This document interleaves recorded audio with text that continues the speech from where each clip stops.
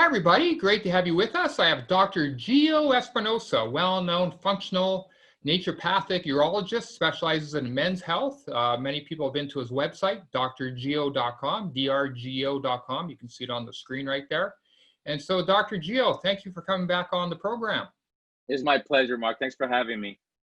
Well, as an expert in men's health, obviously prostate issues are a very big topic. About 50% of men who are age 50 have enlarged prostate, and that goes up as men get older. So very, very common. And we have some very good things in nutritional medicine, naturopathic medicine to help keep that prostate healthy, reducing or preventing it from, growing, and other prostate related issues. So what is it you have found in all your research? You've written books on these types of things. What's going on with prostate enlargement? Why is this so common in men? All right. So as men get older, their prostate tends to get larger. Not all men, and even healthier men. So somebody say, well, I'm healthy. Well, even quote unquote healthy men, let's say they exercise, they eat well, whatever that means for them, they some of them still get develop an enlarged prostate.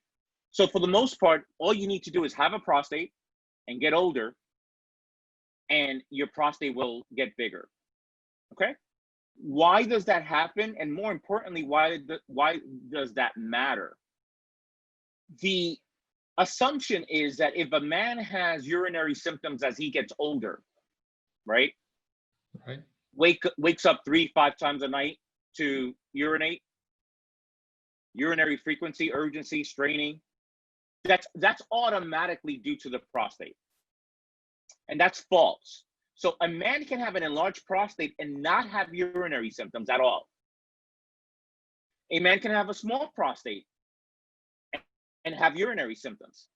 Because all that matters is the area called the transitional zone around the urethra, the tube that brings out the urine, is that area being squeezed?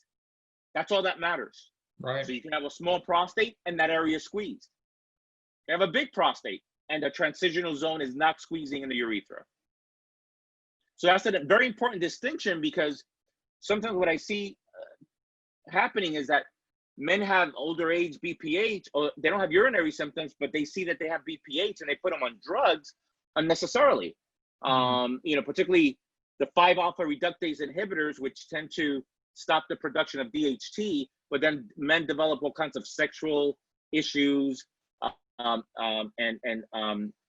sexual dysfunction and all kinds of things unnecessarily.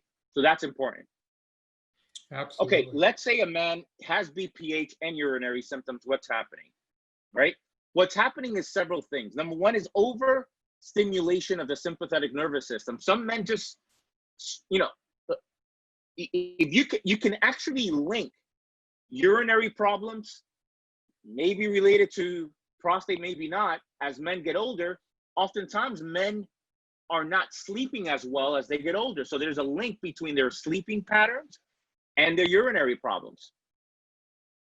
Constipation, right? So there is a colon bladder connection going on, that men who are constipated tend to pee more. And that makes sense because the rectum is right close to the prostate.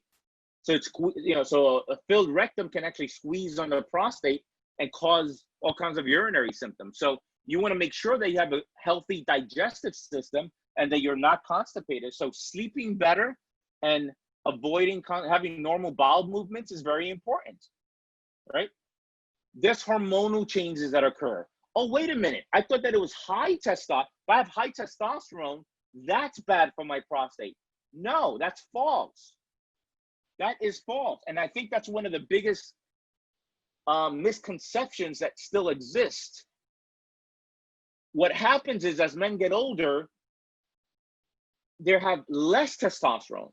So if testosterone is the problem for is the main issue for prostate problems, then 25-year-olds would have prostate problems and urinary problems. And that's not what we see happening. So an imbalance ratio between testosterone and estrogen seems to be the bigger issue, where there's less testosterone and more estrogen. So Too much estrogen relative to testosterone as men get older, that's another issue that contributes to prostate enlargement, that then contributes to urinary problems, LUTs, lower urinary tract symptoms. Okay, so in a nutshell, sleep problems, gut problems, and hormonal imbalances and ratios. If you put a gun in my head, tell me the three things for BPH. Those are the three things. Those are the three things, in my opinion. Yeah, that's unique. A lot of doctors would not summarize those as root issues that need to be addressed. So very, very good. And for the viewers, we're going to have separate videos on different ways to help prostate enlargement, diet and supplements and things like that. Also prostate cancer. So look for those videos with Dr. Gio and I. You can go to my website, americasnaturaldoctor.com. You'll be able to see them there. Remember, check out Dr. Gio's website, drgio.com, drgio.com. And Dr. Gio, great to have you on, and look forward to these future videos where we go into some of the treatment protocols that you use. Thank you, Mark. Thank you. Thanks for having me. Thank you.